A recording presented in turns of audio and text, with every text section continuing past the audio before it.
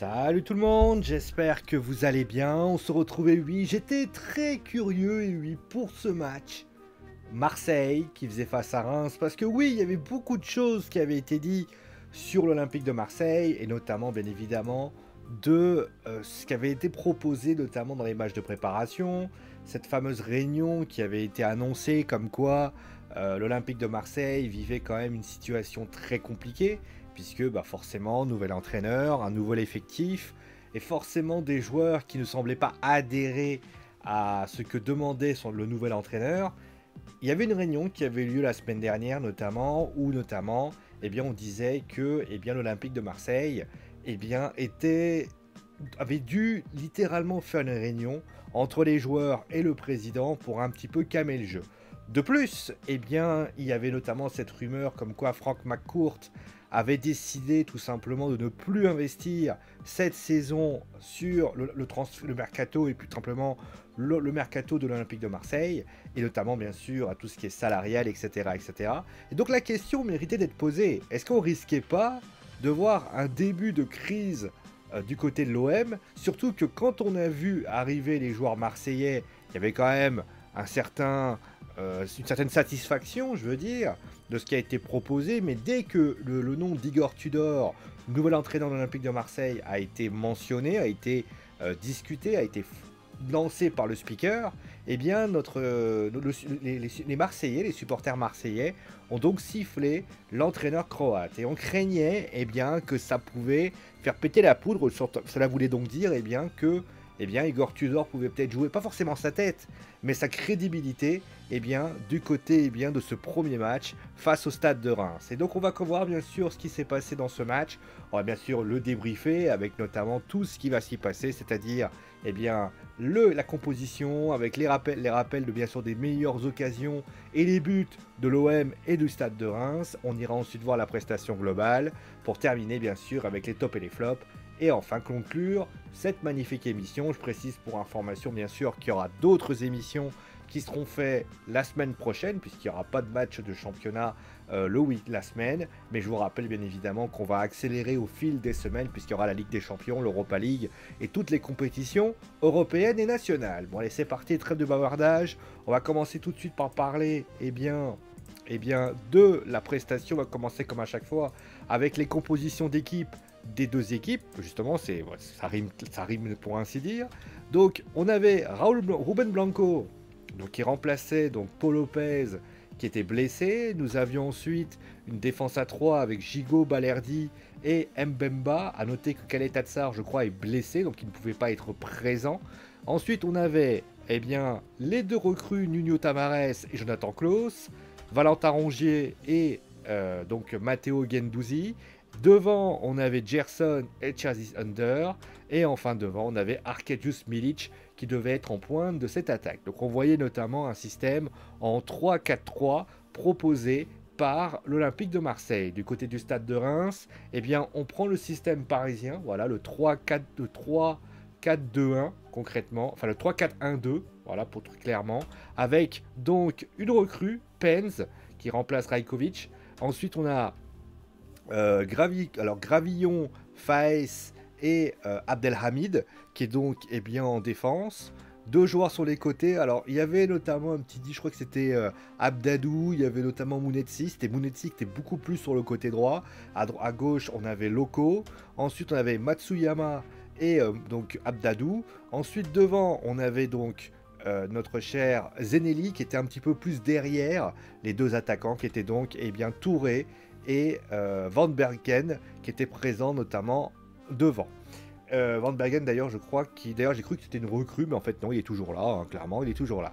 Donc au niveau de cette première mi-temps, l'Olympique de Marseille va montrer que les enseignements d'Igor Tudor ont été mis en place, puisque nous sommes à la 13e minute et notamment l'OM et domine totalement le Stade de Reims. Pressing, projection vers l'avant, une immense verticalité de la part des Marseillais qui justement font très mal aux Rémois. Et à la 13e minute, Jonathan Klaus déborde sur le côté droit et à ce moment-là, centre, Milic est pris dans son dos et tout simplement, eh bien Faes, craignant peut-être la pression, envoie le ballon contre son camp. Et donc après cela, on a eu à la 17e minute la barre de Under, avec notamment un bon débordement de Nuno Tavares. Après cela, on a eu le poteau de Valentin Rongier.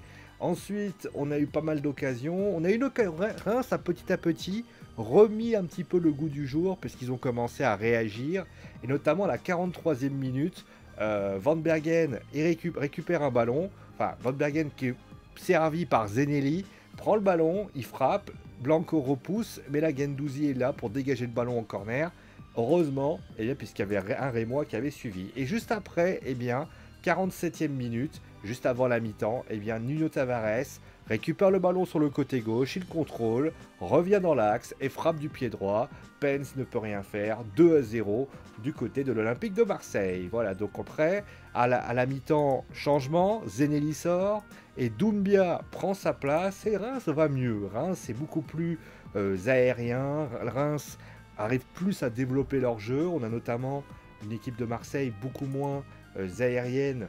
Attends, j'ai baissé un peu le son, voilà. Donc c'est beaucoup plus intéressant et l'OM va finalement réussir malgré tout à s'en sortir avec des entrées. Une entrée justement, c'est Luis Suarez, alors pas l'Uruguayen, je tiens à le signaler, le Colombien, puisque voilà, corner, et à ce moment-là, Suarez trompe Pens et 3-0 du côté de l'Olympique de Marseille. Et l'OM va se faire peur, concrètement, puisque Balerdi rate totalement son intervention et dévie la balle sur Balogun, qui trompe Blanco, et à ce moment-là, l'OM va commencer petit à petit à perdre pied et aurait pu se retrouver en situation compliquée pour cette fin de match, puisqu'à la 89e minute, nous avons Van Bergen qui récupère un ballon, qui frappe tout simplement, et Blanco qui se couche, qui frappe du pied, qui détourne la balle du pied, et donc ça reste à 3-1, et forcément, quelques minutes après, suite à une bonne récupération de Jordan Vertou, il donne le ballon à Bakambu, et à ce moment-là, qui centre en retrait pour Suarez, qui met la balle au fond, 4-1 pour l'Olympique de Marseille, qui commence cette saison avec qualité, puisque oui, je vous le donne en mille, l'Olympique de Marseille remporte donc ce match pour ainsi dire. Tiens, il y a une colère noire de Mauro Icardi, pourquoi y est-il donc si on était totalement technique, je ne tolérais pas des gens complètement... Ah d'accord, donc bon, bah, il n'était pas content. Bon, il n'est pas content, Mauro Icardi, là je voyais ça comme ça. Donc, on va dire que on va commencer tout de suite, bien évidemment. On va pas parler de l'Olympique de Marseille. On ira ensuite voir le stade de Reims, comme à chaque fois, bien sûr. On commence avec l'équipe à domicile. Après, on fait l'équipe à l'extérieur. Bah, l'OM, en fait, finalement, moi, en voyant ce qui s'est passé à l'Olympique de Marseille, bah, au vu de la tension extrême qui a eu lieu, notamment dans les matchs de préparation, j'ai plus eu l'impression d'avoir des imbroglios, si vous voulez. C'est-à-dire qu'on avait le sentiment que dans les matchs de préparation, l'OM avait beaucoup de difficultés à... On aurait dit que c'était un entraîneur qui essayait d'imposer quelque chose à des joueurs qui n'avaient pas envie d'être imposés ou qui avaient des difficultés à adhérer. Et là, tu te dis, mais comment ça, ils n'ont pas adhéré? Parce que quand vous voyez le match qu'ils ont fait ce soir, tu vois quand même que l'OM est motivé, l'OM est donné. Alors, est-ce qu'il a voulu imposer et pas proposer? Je ne sais pas, mais j'imagine que quand vous avez... C'est comme une histoire... Vous savez, un entraîneur, c'est comme un prof. Quand vous avez un très bon prof qui vous a fait très bien entraîner, bien travailler, et qu'il y a un nouveau prof qui arrive, je vais pas dire que vous êtes suspicieux, mais vous vous dites, ouais, j'étais bien avec l'autre, avec lui, est-ce que ça sera toujours pareil? Donc j'imagine que Tudor a eu quelques difficultés à s'imposer, il a voulu peut-être s'imposer par un petit peu une certaine autorité. On sait qu'il s'est pris la tête avec Gerson, Guendouzi, donc forcément peut-être qu'il y en a certains qui ne voulaient pas adhérer à son identité de jeu, peut-être que l'autre était plus intéressant. D'ailleurs, on a vu l'absence de Dimitri Payet qui était sur le banc, voilà, très étonnant, voilà aussi. Et au final, on a un entraîneur qui malgré tout, alors peut-être par l'intermédiaire de Pablo Longoria aussi, a réussi à changer ça. Et j'ai envie de dire que même si tout n'a pas été parfait, donc clairement, hein, on va pas se leurrer, on peut quand même considérer que l'OM a fait une bonne prestation. La prestation de l'Olympique de Marseille est extrêmement bien aboutie. Elle est aboutie d'un point de vue, on va dire, de la verticalité. On a vu des joueurs qui, d'un point de vue du pressing, n'hésitaient pas à aller de l'avant. On a vu une équipe qui n'a pas hésité d'utiliser ses latéraux pour faire très mal, et notamment parce que voilà, ça a été un milieu de terrain très contrôle, même s'ils ont eu des difficultés à la fin, des joueurs qui étaient beaucoup dans la projection vers l'avant. On a vu 30 minutes où l'OM a littéralement fait mal à cette équipe rémoise.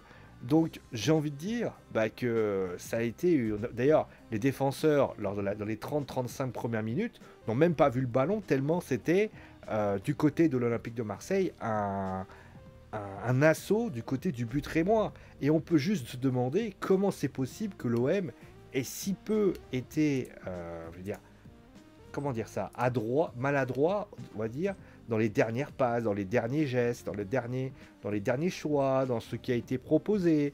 C'est vrai qu'on peut se demander, est-ce que l'OM doit pas gérer un peu plus ça? Et notamment, on l'a vu avec notamment ces difficultés présentes dans les choix, notamment dans les occasions. L'OM s'est créé finalement très peu d'occasions. Et ça, c'est vrai que l'OM va devoir changer sa situation. Voilà, il va devoir modifier certaines choses parce que concrètement, l'OM va pas pouvoir sans arrêt être en mesure de changer, d'évoluer. Parce qu'on l'a vu, hein, l'OM est une bonne équipe, mais on a vu, il y a eu des moments un peu de blanc, des moments un peu de noir, et justement, ces moments de blanc et ce moment surtout de noir, j'ai envie de dire, attention, parce que si l'OM ne parvient pas à s'en sortir, j'ai quand même une énorme frayeur de ce qui pourrait arriver. Parce que face à des équipes qui sont beaucoup plus dans le volume de jeu, si l'OM perd pied au bout de 30, on va dire, au bout de la 45 minutes, tu vois l'OM en train de faire une grosse mi-temps, voire 30-35 minutes, faire une grosse mi-temps. Et si d'aventure, et par la suite, tu perds pied complètement, tu as plus la main mise sur le ballon, que tu n'es plus en montée en puissance, forcément, tu t'exposes à des dangers.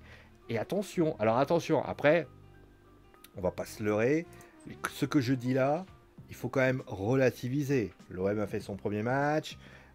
Si on avait dit que les choses allaient se passer comme ça, mais clairement, moi, je suis assez pessimiste si ce genre de phénomène recommence.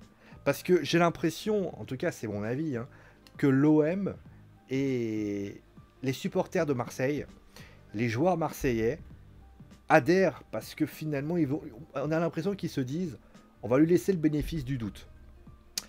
Le problème, c'est que quelqu'un comme l'OM ne peut pas se permettre du bénéfice du doute. Il faut qu'il y ait des acquis. Pourquoi Sampaoli il a été acquis? Parce que le jeu était fié. Parce que dès le début, tu voyais un Sampaoli extrêmement... qui avait imposé ses choix. Et on sentait aussi que l'OM marchait ensemble. Les supporters adoraient Sampaoli, qui adoraient ses joueurs adoraient Sampaoli. Là, tu as quand même le sentiment qu'il ne faut pas grand-chose pour que l'OM tombe dans ses travers. Et j'espère que ce ne sera pas le cas.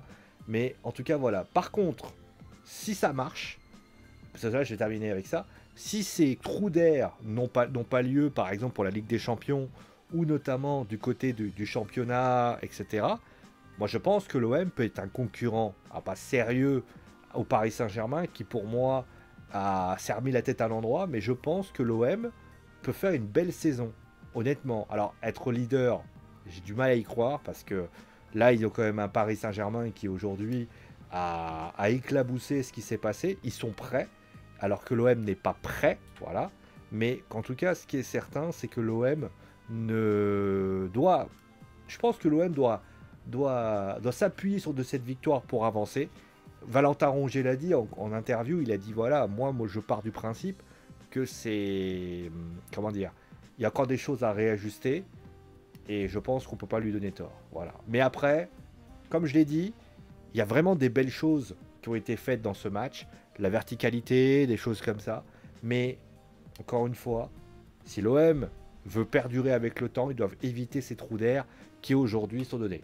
Après, pour les tops et les flops, justement, on en parlera. Il y a aussi un deuxième point qui semblerait va être réglé, mais concrètement, on va en parler bien sûr tout de suite après.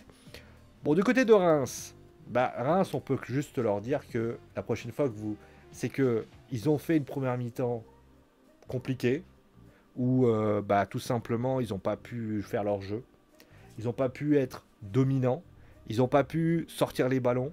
Ils n'ont pas pu faire ce qu'ils avaient à faire. Et d'ailleurs, le plus dramatique dans cette histoire, c'est que l'OM a profité parfois des erreurs défensives de l'équipe adverse pour faire très mal.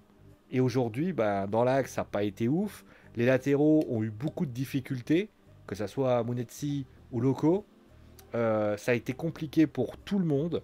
Et ils se sont réveillés à la deuxième mi-temps. Alors parce que Marseille a baissé le pavillon et a été plus en difficulté, avait du mal physiquement. Et là, on avait un OM forcément qui a permis à Reims de se remettre. Et le plus étonnant dans cette histoire, c'est que l'OM n'a pas, comment dire, c'est pas créé énormément d'occasions. L'OM s'est créé, alors je vous donne les stats, au niveau des tirs, on a quand même de la part alors c'est quand même bizarre quand même, donc bon, bref, il y a quand même que 2 tirs cadrés. 2 tirs cadrés? Ah, 2 tirs sur le cadre, pardon, excusez-moi. Il y a quand même 8 tirs, comment dire, qui ont été assez impressionnants, alors que du côté de Reims, on se retrouve notamment avec 8 tirs aussi. 8 tirs, c'est-à-dire qu'on a 12 tirs pour, entre guillemets, 8 à 10 tirs en plus. Donc ça veut dire qu'il n'y avait pas autant de... Voilà, les deux équipes avaient quelque chose, mais concrètement, bah, Reims doit continuer dans cette voie-là. De toute façon, c'est pas l'OM avec qui ils doivent ramener des points. Ils auraient pu en ramener, hein, clairement, mais j'ai envie de dire la semaine prochaine, il y aura Clermont. C'est ça qu'ils doivent faire, mais peut-être s'appuyer sur ce qu'ils ont fait là, voir justement ce qui n'a pas fonctionné, et au final, être plus structuré. Surtout que si ils sont capables de reproduire cette deuxième mi-temps qu'ils ont fait, bah, j'ai envie de vous dire, bah, ça, vous savez, la bonne nouvelle de la journée, bah, je vais vous la dire, c'est que s'ils font ça, et bah, Clermont qui en a pris 5 face au Paris Saint-Germain qui a une défense beaucoup plus fragile, bah, ça pourrait peut-être être, on va dire, un premier tournant pour la lutte contre pour le maintien. Voilà. Bon, on va passer maintenant au top et au flop. Voilà. Alors, les tops et les flops, le premier, c'est Valentin Rongier. Alors, Matteo Guendouzi était aussi très bien, hein, quand je tiens à le signaler quand même. Les deux joueurs ont fait une bonne prestation. J'ai mis Rongier parce que j'ai trouvé que il a fait beaucoup plus. Voilà, il a été un petit peu présent d'un point de vue défensif. J'ai trouvé que voilà, il a été très bon. Il aurait pu marquer un but notamment. Il a fait beaucoup de. Il a été dans l'entrejeu. Il a beaucoup apporté dans le secteur du jeu. Il a beaucoup été présent d'un point de vue défensif, mais aussi d'un point de vue offensif, comme Guendouzi, bien évidemment. Mais en tout cas, la paire Guendouzi-Rongier, c'est une bonne paire. Voilà, c'est une bonne paire intéressante. Et au final, je trouve que, en tout cas, du côté de Valentin Rongier, c'est une belle prestation et on peut qu'être ravi de ce qui pourrait être donné. Oui, je suis en train de voir mon doigt parce que j'ai l'impression d'avoir un bouton qui me fait mal. Et cela n'est pas très agréable. Bon, ensuite, le deuxième, j'ai mis Jonathan Klaus. Klaus parce que déjà c'est lui qui permet à l'OM de se réveiller les supporters déjà, mais aussi voilà, il a fait beaucoup de courses, il a été présent offensivement, même si c'est vrai qu'en deuxième mi-temps à l'image de l'équipe il a été moins en vue et ça s'est plutôt ressenti, mais c'est vrai que voilà, il a beaucoup apporté, il a beaucoup bien défendu, et notamment c'est pour mettre en avant aussi les latéraux qui ont été extrêmement bien faits dans cette rencontre. Et enfin le premier et non des moindres, on va le citer, c'est Nuno Tavares qui a été incroyable pour ce premier match. Beaucoup de ballons touchés, 95 d'ailleurs. Le Portugais, voilà, qui a fait énormément de courses vers l'avant. Il marque bien évidemment, mais il a aussi fait pas mal de passes décisives, avec notamment un bon travail, notamment pour récupérer les ballons, pour les donner aux joueurs. Il a également permis notamment à des joueurs de pouvoir se mettre en lumière concrètement. Mais voilà, Nuno Tavares, sublime recrue. Alors on sait qu'il est prêté sans option d'achat, mais c'est vrai qu'on peut s'imaginer voilà, que Arsenal, c'est à se demander voilà, pourquoi... Quand on pense à Saliba l'année dernière, là Saliba il est devenu, je crois qu'il était titulaire notamment à Arsenal cet après-midi, ou hier après-midi, je sais plus quand Arsenal a joué. Et là tu te dis, Nuno Tavares ils vont faire pareil en fait. Ils vont lui faire jouer l'année à l'OM. Et après, l'OM va récupérer, Arsenal va récupérer un Nuno Tavares de bon talent. Et ça, c'est quand même assez incroyable de voir que l'OM, en fait, finalement, c'est le centre de formation d'Arsenal, concrètement, sans offense.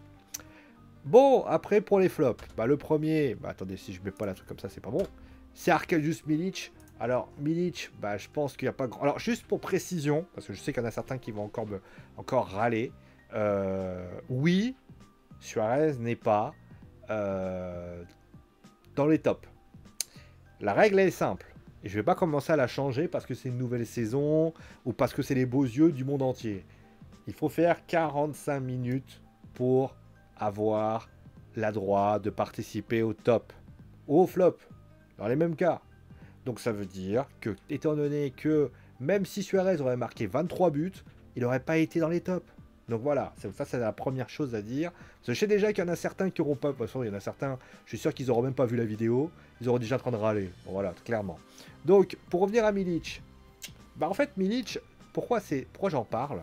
Parce que déjà, bah, il a pas fait grand chose, voilà.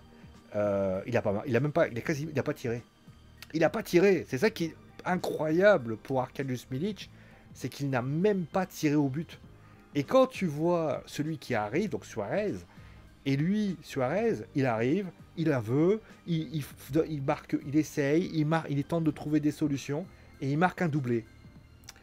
Et là, tu te dis, comment un mec comme Milic peut... Alors que je rappelle, hein, quand même, Milic, c'est pas un plan-pain. Le mec, il n'arrive pas à marquer des buts, alors que Suarez, il est arrivé, tellement il a voulu bouffer le monde entier, et le mec, il marque des buts. Et bravo à l'OM d'ailleurs. Alors, encore une fois, il va falloir perdurer avec le temps, mais tu vois que Suarez, il a une rage, littéralement, il a, sans le mauvais jeu de mots, il a faim, et honnêtement, il a envie de faire mal à l'équipe adverse, et franchement, c'est cool de le voir comme ça. En tout cas, Milic, moi je suis en droit de me demander si Milic aujourd'hui doit être titulaire à l'Olympique de Marseille. Parce que je sais qu'il y a une rumeur qui dit qu'Alexis Sanchez serait en venance du côté de l'OM. Mais si à la fin il vient, je pense que Suarez va être le numéro 2. Et pire, Sanchez sera le numéro 1.